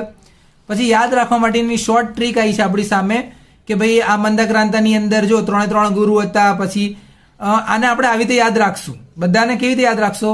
મહર્ષિ પૃથ્વી આવી રીતે યાદ રાખવાનું. મહર્ષિ પૃથ્વી અનુમનુ શાસ્ત્રતો. શું? શાસ્ત્રતો. મહર્ષિ પૃથ્વી અનુમનુ શાસ્ત્રતો આવી રીતે યાદ રાખવાનું. પછી જો મેં બધાનો પહેલો અક્ષર લીધો. મ એટલે મંદાક્રાંતા, હ એટલે હરિણી, સી એટલે શિખરણી, પછી પુ એટલે પૃથ્વી, પછી અનુ, અનુ એટલે અનુષ્ટુપ, પછી મનુ એટલે મનહર, પછી શાસ્ત્રમાં સા, પછી સ્ત્ર અને તો. થઈ ગયું ને? શાસ્ત્ર તો.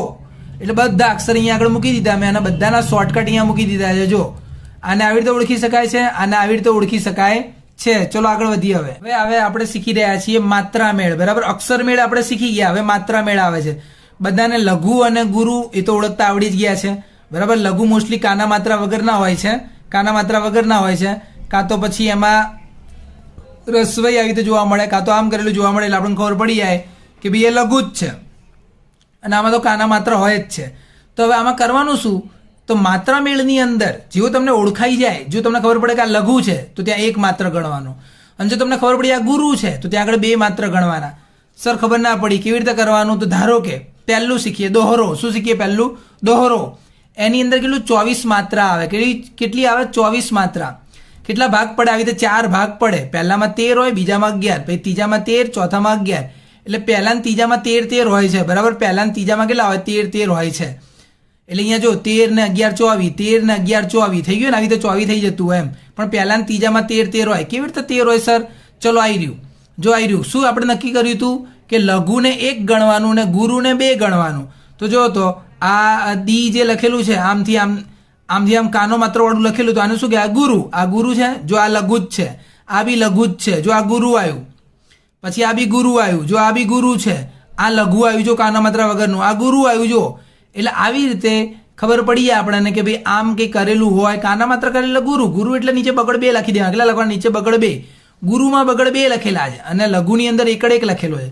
આવી રીતે સંખ્યા લખી નાખી અને પહેલો જો વચ્ચે મેં કોમા કરેલું છે. બરાબર. કોમા છે એટલે આ પહેલો ભાગ, આ બીજો ભાગ, આ ત્રીજો ભાગ, આ ચોથો ભાગ.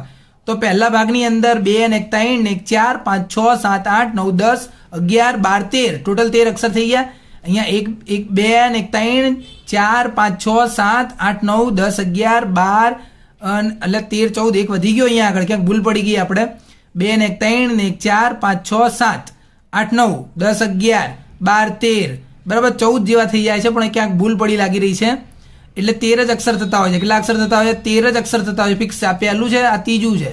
પહેલું, આ બીજું, આ ત્રીજું, આ ચોથું. એટલે 14 તો અહીંયા આવતા હોતા જ નહીં ક્યારે. 14 સરવાળો ક્યાંય કશું કામમાં ક્યાંય આવતો નહીં. બરાબર. એટલે ખબર પડી જાય આપણને. કાં તો 13 જ થતો હોય, આપણે ગણવામાં થોડીક ભૂલ થઈ હોય એટલે આપણે ઓળખી જઈએ કે 13 જેવું આવી રહ્યું છે સર. એટલે એનો મતલબ આપણે સમજી જઈએ. શું? દોહરો છંદ છે. કયો છંદ છે? દોહરો છંદ છે. અહીંયા આગળ આપણે એવી રીતે સમજીતા હોઈએ. અહીંયા 13 હોય, અહીંયા 11 હોય. 13 ને 11 24 થઈ જાય. ચલો બીજું ચોપાઈ આવે. શું આવે? ચોપાઈ. ચોપાઈની અંદર કેટલી માત્રા આવે? ખાલી 15. કેટલી માત્રા આવે? 15. ચરણ કેટલા હોય? 4. તો ઉપરવાળામાં બી તો 4 જ હતા ને? ઉપરવાળામાં બી 4 જ હતા. પણ અહીંયા આની અંદર 15 માત્રા, આની અંદર 15. એટલે 15 ને 15 30, 30 ને 15 45, 45 ને 15 60. એટલે ટોટલ 60 થઈ જતું હોય છે. બરાબર. 15 માત્રા વાળું હોય છે. ગણી લેવાનું આવી રીતે. કેવી રીતે ગણવાનું? આને કહેવાય આ ગુરુ એટલે 2, પછી આ બી ગુરુ એટલે 2, આ બી ગુરુ એટલે 2, આ બી ગુરુ એટલે 2, આ બી ગુરુ એટલે 2, આ બી ગુરુ એટલે 2, આ બી 2 અને આ એકલું એકલું આવ્યું એટલે 1, 2 4 6 8 10 12 14 ને 1 15 થઈ ગઈ 15. બરાબર, 15 થાય એટલે ચોપાઈ. શું થઈ જાય? ચોપાઈ થઈ જાય. આપણને ખબર પડી જાય 15આમાં 15આમાં 15આમાં 15આમાં આવું જ થાય એટલે ચોપાઈ. પછી આવે સોરઠો. સોરઠોની અંદર પેલાનું ઊંધું, આપણે જે પેલું પહેલા શીખી ગયા ને 13 11 વાળું, એના કરતાં ઊંધું આમાં હોય. આમાં પહેલા 11 આવે પછી 13 આવે. શું આવી રીતે ગણી લેવાના? 1 2 3 4 5 એટલે નીચે પેલા લઘુ ગુરુ. બરાબર, એવી રીતે આપણે ફટાફટ નીચે બગડા એકડા જે આપણે લખતા શીખ્યા છીએ એવી રીતે લખી નાખવાનું. હવે જ્યારે આવી રીતે 2 અક્ષર ભેગા થતા હોય, જ્યારે આવી રીતે 2 અક્ષર ભેગા થાય તો નિયમ એવો છે કે આ જે અક્ષર હોય ને બસ આ જ ગણાય. બરાબર, તો આને શું કહેવાય? તમારે ગુરુ જ ગણવું પડશે. શું ગણવું પડશે? ગુરુ જ ગણવું પડશે. ગુરુ એવી રીતે જ ગણવાનું. 2 2 આવી રીતે જ ગણીને આગળ વધવાનું. 2 ને 2 4, 4 ને 2 6, 6 ને 2 8, 8 ને 2 10, 10 ને 1 11 થઈ ગયા 11. એટલે પહેલો અક્ષર ગણાયો જ નહીં, આ અડધો અક્ષર તો, કારણ કે આ ગણાઈ ગયો ને, આ ગુરુ હતો એટલે આ ગણાઈ ગયો. બરાબર ને, આખો અક્ષર જે હોય એ જ ગણાય. આ ગુરુ એટલે આ ગુરુ જ ગણાશે. એટલે 2 ને 2 4 ને 2 6 ને 2 8 ને 10 ને 11 આવી ગયા એટલે સમજી સોરઠો જ આવે. શું આવે? સોરઠો. આગળ વધીએ આપણે એના પછી. એના પછી જુઓ તમે હરિગીત. હરિગીતમાં કેટલી માત્રા આવતી હોય છે? 28 માત્રા. એક જ લાઈન, 2 આમ વચ્ચે કોમા કરેલું આવી ગયું છે પણ 28 માત્રા છે. તો ઓકે, એનો મતલબ 14 ને 14 એવી રીતે જ થતી હશે જો અહીંયા વચ્ચે આ હોય તો. બાકી તો ના હોય તો શું હોય? સીધું 28 માત્રા એક જ લાઈનની અંદર આવી જાય એટલે આપણે સમજી જઈએ શું આવે? હરિગીત. જો કે એમ તો જો કે આવું આ લખેલું આના ઉપરથી જ ખબર પડી આ હરિગીત જ છે. નરસિંહ મહેતાનું હરિગીત જ છે ને, ભૂલો ભલે બીજું બધું મા બાપને ભૂલશો નહીં. આ શું છે? હરિગીત જ તો છે નરસિંહ મહેતાનું. બરાબર, એટલે ખબર પડી જાય કે ભાઈ આ શું છે? હરિગીત છે 28 માત્રા વાળું. પછી સવૈયા આવે છે. સવૈયા એ 31 કે 32 માત્રા વાળા આવે. 4 ભાગ કે 4 ચરણો એની અંદર. કેટલા? 4 ભાગ કે 4 ચરણ. હમણાં આગળ આવી ગયા હતા ને આપણે, પણ આમાં 31 અથવા 32 થવાના છે. પેલી જે માત્રા છે ને 31 અથવા 32 થવાની છે. જો મેં આટલું આ લખ્યું છે, આ એક જ ભાગ બતાવ્યો મેં એની અંદર. જો આ એક જ, તો આની અંદર જ આપણે ગણી લીધું આવી રીતે. આને જો આ ઉપર મીંડું બી આવી ગયું ને તો આ ગુરુમાં ગણાઈ ગયું છે. આ ગુરુ, લઘુ, પછી આ તો લઘુ એટલે એક લખી નાખ્યું ને, આ ગુરુ એટલે 2. બરાબર ને, ગુરુ, પછી આ લઘુ છે, આ બી લઘુ છે, આ બી ગુરુ. એ તો એક નંબર આપી દે, બધા ગણી દીધા. 31 32 થતા એટલે સવૈયા ખબર પડી જાય આપણને. પછી એવી રીતે ઝૂલણા બી આવે છે, સેમ ટુ સેમ આવી રીતે 37 વાળું. બરાબર, ચલો હવે આપણે નવું શરૂ કરીએ. તો હવે આપણે શીખી રહ્યા છીએ અલંકાર. શું શીખવાનું ચાલુ કરીએ છીએ? અલંકાર શીખવાનું ચાલુ કરીએ. એમાંથી સૌથી પહેલો વર્ણાનુપ્રાસ. હવે આમાં ખબર કેવી રીતે પડશે? તો વર્ણનું પુનરાવર્તન થાય. જો ક ક ક ક ક, દરેકની અંદર એકનો એક શબ્દ જે છે એ વર્ણ કહેવાય. એ શબ્દ તો આખો કહેવાય, ખાલી આ વર્ણ એટલે અક્ષર, પહેલો અક્ષર. આ જે વર્ણ છે પહેલો વર્ણ એ સરખો ને સરખો આવે એટલે સમજી જવાનું વર્ણનું પુનરાવર્તન એટલે વર્ણાનુપ્રાસ. પછી બીજું શબ્દાનુપ્રાસ. એમાં શું આવતું હોય છે? શબ્દનું પુનરાવર્તન. કોનું? શબ્દનું. સરખા ઉચ્ચારવાળા શબ્દનું પુનરાવર્તન એટલે શબ્દાનુપ્રાસ. તો જો ગમયંતી, દમયંતી શબ્દનું પુનરાવર્તન. એવું લાગે ને એકનો એક શબ્દ પાછો આવી રહ્યો છે, તો આને શું કહેવાય? શબ્દાનુપ્રાસ. પછી આ જે યમક લખેલું, યમક ક્યારે ખબર પડે? તો યમકની અંદર શું એકનો એક જ શબ્દ આવે. આમાં કેવું હતું? જો એક જેવો શબ્દ છે, ગમયંતી દમયંતી, એક જેવો ને જેવો શબ્દ આવ્યો છે એમ. એકનો એક અક્ષર રિપીટ થાય તો વર્ણાનુપ્રાસ. બરાબર, શબ્દ સરખો આવતો હોય અહીંયા આગળ, ગમયંતી દમયંતી આવો શબ્દ, તો એને કહેવાય શબ્દાનુપ્રાસ. શબ્દ આખો ને આખો એને જેવો આવી રહ્યો છે. યમકમાં શું હોય? યમકની અંદર તો જો જવાની એકનો એક જ શબ્દ લખેલો હોય, પણ આ જવાની અલગ જવાની કહેવાય ને આ તો જતી રહેવાની એમ લખેલું છે. આવું લખેલું એટલે ખબર પડી યમક કહેવાય. શું કહેવાય? યમક. પછી અંત્યાનુપ્રાસ. અંત્યાનુપ્રાસ કોને કહેવાય? તો અંત્યાનુપ્રાસની અંદર તમારા છેલ્લા 2 શબ્દ જોઈ લેવાના. છેલ્લા 2 શબ્દ જે હોય ને, રોજા મોજા, 2 શબ્દના સમાન ઉચ્ચાર નીકળતા હોય. કેવા? સમાન ઉચ્ચાર નીકળતા હોય. બરાબર, એટલે આપણને ખબર પડી જાય કે ભાઈ એ સમાન ઉચ્ચાર એટલે આ શું કહેવાય? અંત્ય. અંત્ય એટલે અંત જે છે ને, અંત એ શું છે? ઉચ્ચાર સરખો આવતો હશે. પછી આવે છે આંતરપ્રાસ. આંતરપ્રાસને આપણે કેવી રીતે ઓળખીશું? તો પહેલા ચરણનો છેલ્લો અક્ષર અને બીજા ચરણનો પહેલો અક્ષર. જો તો આ પહેલું વાક્ય, આ બીજું વાક્ય. તો પહેલાની અંદર છેલ્લું વાક્ય અને બીજાની અંદર પહેલું વાક્ય. શું કહું છું? આ પહેલાની અંદર છેલ્લું વાક્ય, અહીંયા વચ્ચે કોમા કરેલું છે. પહેલાની અંદર છેલ્લું વાક્ય આવ્યા અને બીજાની અંદર પહેલું વાક્ય લાવ્યા. જો અહીંયા આગળ મેચિંગ થઈ રહ્યું હોય તો આંતરપ્રાસ. એક વસ્તુ આપણે આખી પૂરી થઈ ગઈ, બરાબર. હવે આવે છે અર્થાલંકાર. હવે આખું બીજું આવી ગયું છે કે ભાઈ ઉપમા કેવી રીતે ઓળખીશું આપણે, જ્યારે કઈ વખતે આપણે ગુણની સરખામણી કરીએ. શું? ગુણ. જો ગુણ કેવો, સીતાનું મુખ ચંદ્ર જેવું છે, બરાબર, એટલે મોઢાની જે સુંદરતા જે છે એની સરખામણી કરી છે, બરાબર. તો સરખામણી કરી છે. હાથ કઠણ લાકડા જેવા છે, તો હાથની સરખામણી લાકડા જોડે કરી છે કઠણ શબ્દ વાપરીને. એટલે કે જેવું, જેવો, જેવું લખ્યું એ સરખામણી કરી. સરખામણી કરી એટલે કયો અલંકાર? ઉપમા. ઉપમા આપી તમે એમ, આને આની ઉપમા આપી એવું કહેવાય છે એમ. પછી બીજું ઉત્પ્રેક્ષા. ઉત્પ્રેક્ષા એટલે જાણે, રાખે, શકે એવો શબ્દ લખેલો હોય એની અંદર એમ. પાર્વતીનું મુખ જાણે પૂનમનો ચંદ્ર, હૈયું જાણે હિમાલય. એવું નહીં લાગતું આ શબ્દ અધૂરા શબ્દ હોય, વાક્ય જ પૂરું નહીં થતું ને. આમાં તો જો, આમાં તો વાક્ય પૂરું બી થાય છે, વ્યવસ્થિત વાક્ય પૂરું થાય છે. ઉપમાની અંદર વાક્ય પૂરું બી થતું હોય, સરખામણી કરે છે લોકો પણ વાક્ય પૂરું કરે છે. આની અંદર બી સરખામણી છે. જો પાર્વતીનું મુખ જાણે પૂનમનો ચંદ્ર, સરખામણી જ કરી પણ વાક્ય પૂરું નહીં કર્યું એમ. એવું લાગે છે એવું કશું ના કીધું. હૈયું જાણે હિમાલય, વાક્ય પૂરું જ નહીં કરતા લોકો, ખાલી જાણે. જો આમાં બી જાણે લખ્યું, જાણે, જાણે, રાખે, શકે, એટલે ઉત્પ્રેક્ષા. કયો અલંકાર? ઉત્પ્રેક્ષા અલંકાર. પછી આવે છે રૂપક. રૂપકની અંદર શું આવે? રૂપક એક રૂપ. શું આવે? એક રૂપ. બપોર એ મોટું શિકારી કૂતરું છે. જો બપોર જે છે એને આ લોકો શું કહે છે? શિકારી કૂતરું કહે છે. શું કહે? શિકારી કૂતરું. એટલે જ્યારે તમે કોઈ શબ્દને આવી રીતે તમે એનું રૂપ આપી દીધું છે એમ, બરાબર. બપોર એટલી ગરમી હોય ને તો કે પેલું શિકારી કૂતરું એના જેવી બપોર કહેવાય, તો તમે એને એક રૂપ આપ્યું, બરાબર. એક રૂપ કરી નાખ્યું એટલે રૂપક કહેવાય. દુઃખ. દુઃખ માટે કીધું ઝીણા ઝાડ. દુઃખના ઝાડ કેવા? ઝીણા ઝાડ. દુઃખના ઉગ્યા છે ઝીણા ઝાડ, તો દુઃખ શબ્દને ઝીણા ઝાડ કીધું છે અહીંયા આગળ, બરાબર. એટલે કેવાય એક રૂપ આપ્યું છે એ લોકોએ, તો આ રૂપક છે. પછી આવે વ્યતિરેક. વ્યતિરેકમાં હંમેશા શું હોય? ચડિયાતું જ બતાવતા હોય. શું બતાવે? ચડિયાતું જ. રમેશની વાણી તો કે છે અમૃત થીએ મીઠી. અમૃત ઓલરેડી મીઠું જ હોય પણ આ લોકો થીએ લખ્યું, થી. અમૃત થીએ મીઠી. ભાઈ આ તો મીઠો જ છે. શું છે? આ મીઠો છે અહીંયા આગળ. એનું શરીર તો ફૂલથી હલકું છે, આ હલકો લાગે છે એમ. અહીંયા જે છે ને ફૂલથી, થીય, થીય લખેલું એટલે આપણે સમજી જઈએ વ્યતિરેક. શું કે? વ્યતિરેક. અનન્વય એટલે સરખું. માં તે માં, બીજા બધા વગડાના વા એટલે માં તે માં. એકનું એક જ લખેલું આવે, માં. ગાંધીજી એટલે ગાંધીજી, ગાંધીજી ને ગાંધીજી એકનું એક જ લખેલું આવે એટલે અનન્વય. એકનું એક જ લખેલું એટલે અનન્વય, બરાબર.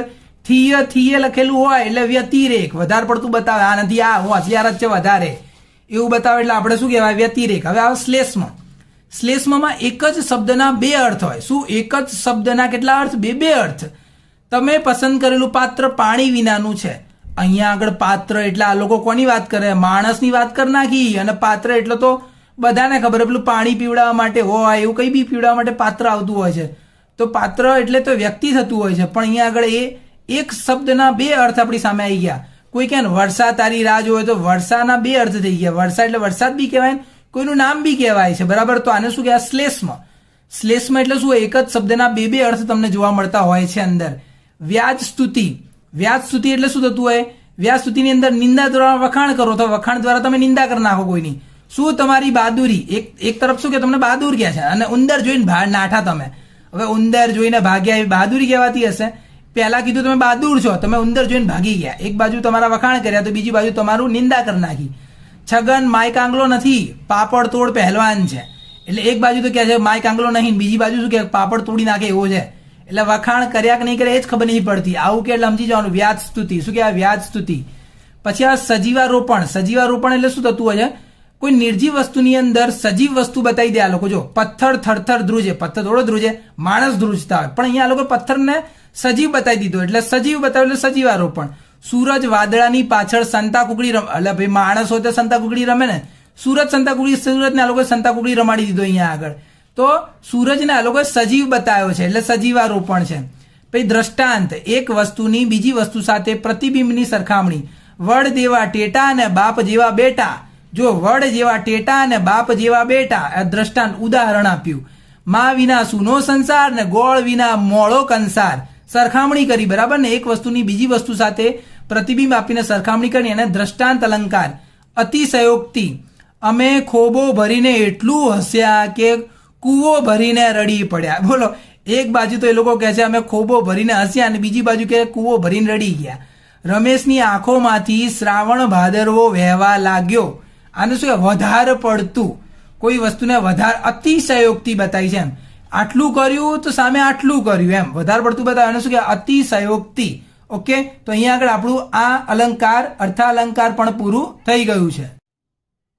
આપણે એક બાકી રહી ગયું હતું, વિરોધાભાસ વાળું નતું આવ્યું. વિરોધાભાસ દેખી રીતે સત્ય ન લાગે પણ શબ્દોમાં સત્ય છુપાયેલું હોય. કેવી રીતે વાંચો તો, ફૂલડા ડૂબી જાય છે પણ પથ્થર તરી જાય છે. એવું લાગે જાણે સર ગપ્પા માર્યા લાગે, ફૂલડા ડૂબી જાય ને પથ્થર તરી જાય. તો આ માણસ જોડે સરખામણી કરી છે કે ફૂલ જેવા માણસો જે હોય છે ને એ હંમેશા ડૂબી જાય, પણ પથ્થર જેવા માણસો હોય ને એ જીવનની અંદર આગળ વધી જાય. જોયું કેવી સરખામણી કરી નાખી આ લોકોએ. વિરોધાભાસ, એક પ્રકારનો વિરોધા બતાવી દીધો કે ફૂલડા ડૂબી જાય ને પથ્થર તરી જાય, વિરોધ બતાવે એટલે વિરોધાભાસ. પછી આ અપનનુતિ જે છે એ એમ તો જો કે અપહનુતિ જે છે એ મોસ્ટલી જોવા નહીં મળતું હતું, પણ તમે વાંચી લો અહીંયા આગળથી, બરાબર, એટલે આવડી જશે આપણને. ત્યાં સુધી આપણે વિભાગ એ જોવ્યું, પછી બી પર જોઈ લીધું અને સી પર જોઈ લીધું, રાઈટ. તો હવે આપણે વિભાગ ડી તરફ જોઈએ. તો વિદ્યાર્થી મિત્રો, વિભાગ ડીમાં મને જ્યાં સુધી લાગે છે ત્યાં તમને આઈએમપીની કાં તો કંઈક વધારે વાંચવાની જરૂર નથી. ઓકે, કારણ કે જો આમાં એક અર્થ વિસ્તાર છે, રાઈટ. ઓકે, અર્થ વિસ્તાર. પછી આપણે નીચેની તરફ જોઈએ તો અહીંયા છે એક અહેવાલ. ઓકે, તો આ બધું તમને લોકોને આવડવું જોઈએ. ઓકે, તમારા લોકોને સરે તમને શીખવાડ્યું હશે, અને જો નહીં આવડતું હશે તો તમે યુટ્યુબ પર સર્ચ કરજો. ઓકે, ઓલરેડી વિડીયો મળી જશે. ઓકે, પછી નીચેની તરફ જોઈએ તો અહીંયા જોઈ શકો છો ફ્રેન્ડ કે અહીંયા તમને લોકોને મળશે શીર્ષક. ઓકે, તો અહીંયા તમને લોકોને શીર્ષક મળશે, રાઈટ. તો આ શીર્ષક પર બહુ ઇઝી હોય છે, તમને લોકોને કદાચ ખબર હશે, કેમ કે અહીંયા જો આ બાજુ શીર્ષક છે. ઓકે, આ આટલું મોટું હોય છે, તેને તમને ખાલી શોર્ટમાં લખવાનું હોય છે. ઓકે, આઈ હોપ તમને લોકોને આવડતું હશે, રાઈટ. હવે આપણે નીચે જોઈએ તો નીચે જો તમારા લોકોને નિબંધ છે જે તમને 250 શબ્દમાં લખવાનો હોય છે. હવે જો આટલું બધું વસ્તુ છે, ઓકે, વિભાગ ડીમાં, તો આમાંથી તો મેક્સિમમ ચીજ મને લાગે છે કે ભાઈ તમને લોકોને આવડતું જ હશે. ઓકે, 20 માર્ક્સનું છે, તો ડેફિનેટલી જો તમે કંઈ પણ વાંચ્યું નહીં હશે બટ થોડું ઘણું આવડતું હશે તો પણ તમે લોકોને આરામથી 15 માર્ક્સ આવી જશે, આરામથી. ઓકે, હવે જો આમાં ગુજરાતીમાં 100માંથી 100 માર્ક્સ લાવવા થોડું ખાડે છે, કારણ કે ગુજરાતીનું જે પેપર છે તે બહુ ખતરનાક રીતે ચેક થાય છે. ઓકે, ઘણી વખત શું થાય કે બ્રો કે ખાલી માત્ર ના કર્યું તો પણ માર્ક્સ આપી લે. ઓકે, બટ મેં અત્યાર સુધી તમને જે પણ ટ્રીક કીધું, ઓકે, સ્ટાર્ટિંગથી લઈને એન્ડિંગ સુધી, જેમ કે પહેલાં મેં અનુક્રમણિકાની ટ્રીક આપી હતી વિડીયોના વચ્ચે, પ્લસ આઈએમપી આપ્યા હતા, રાઈટ. અને ત્રીજી વસ્તુમાં મેં તમને વ્યાકરણ શીખવાડ્યું છે. ઓકે, વ્યાકરણ શીખવાડ્યું હતું. ઓકે, અને આ સેક્શન ડીમાં પણ મેં તમને લોકોને કહી દીધું કે શું કરવાનું છે, શું નહીં કરવાનું. ઓકે, નિબંધ તો તમને લોકોને કંઈ આઈએમપીની ખાસ જરૂર નથી, કેમ કે જો નિબંધ કેવો પૂછાય છે કે આધુનિક યુગનો મહાદૂષણ પ્રદૂષણ. ઓકે, પછી મારું વતન પ્યારું વતન. ઓકે, આવી રીતના હોય છે. આ બધામાં 3-3, 4-4 પન્ના ભર દેવાના નિબંધમાં. 8માંથી તો મિનિમમ 6-7 તો, ઓકે, 5-6 તો આરામથી આવી જાય, આરામથી. ઓકે, પછી અર્થ વિસ્તાર. ઓકે, અર્થ વિસ્તાર પર તમે લોકોને શીખવું પડશે.